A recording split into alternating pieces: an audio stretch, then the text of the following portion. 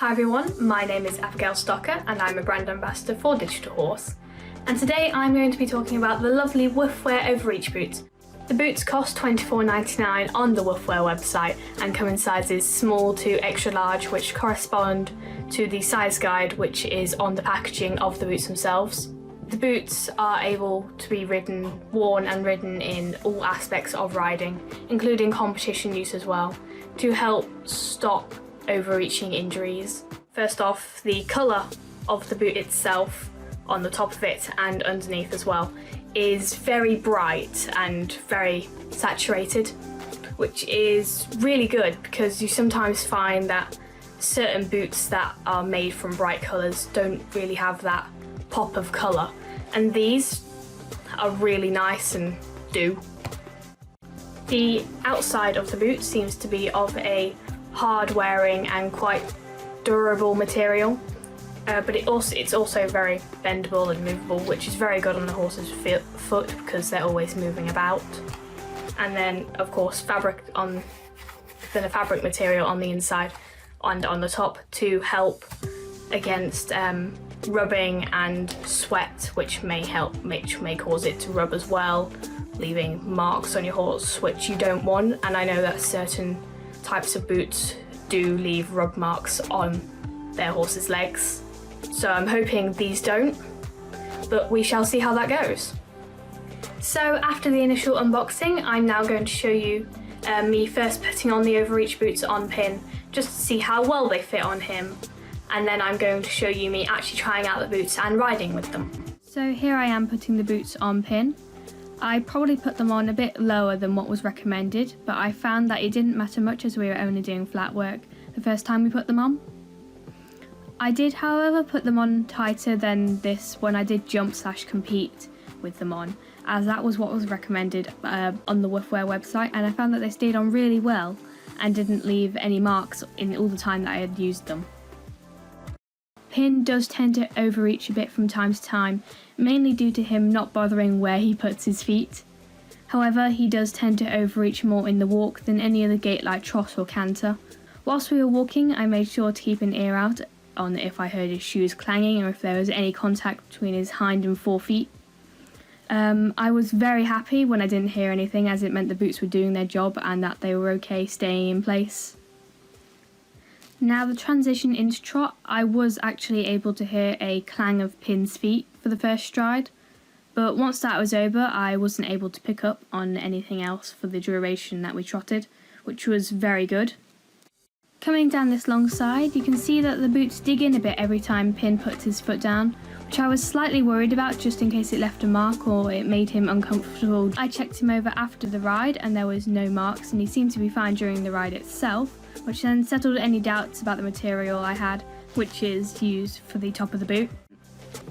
I did find that when cantering on a circle, the boots performed extra well because I know that is when Pin tends to overreach, and I didn't hear anything at all. And as you can see from the video, the boots protected any overreaching that Pin did, which was great news.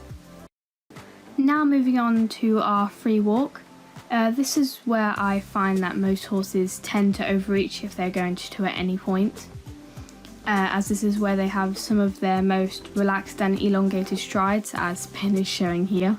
The boots performed brilliantly and it stopped any overreaching that Pin was doing, keeping his heels safe and all of his foot safe as well.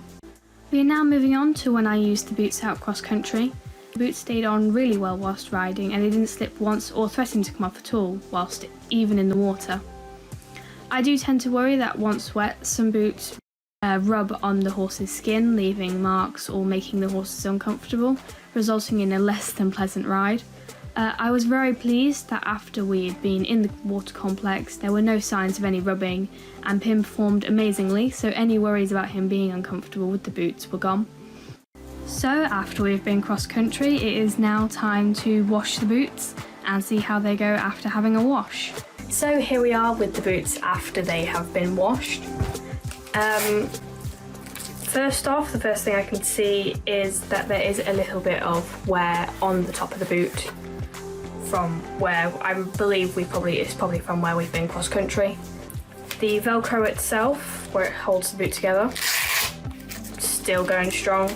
All seems to be fine there. Outside of the boot seems to be holding up very well. All the threading's still strong and secure even after going through water fences and then the washing machine as well. So I'm very impressed with that. Probably the last thing I'd mention is the foam bit in the middle of the boot itself. Seems to be tearing away slightly on the bottom of the boot. I'm not sure if you'll be able to see that, but yeah, just there. Don't think it's really a problem. So for my final thoughts of the Pro Overreach Boot by Woof Wear. First off, I think it's absolutely amazing that they come in such a big variety of colours and not just your typical black, white and brown that most Overreach boots come in, which is just fab. For the boot itself, I found that pin went really well in it and didn't have any issues with it whilst riding at all. The boot was also able to hold up against me jumping and going cross country and even going through water complexes without slipping or rubbing against pin once, which I was pretty surprised about, seeing as you usually find that boots tend to rub a bit more when they're wet, and they didn't leave any marks on pin at all, which is fab. The boot itself is made out of a really nice and strong material on the outside and then quite a nice and comfortable material in it on the inside for the horse's foot and leg where it rests. I found that the thread on the boot itself was very strong and secure. It didn't leave or show any signs of fraying anytime soon, which is great.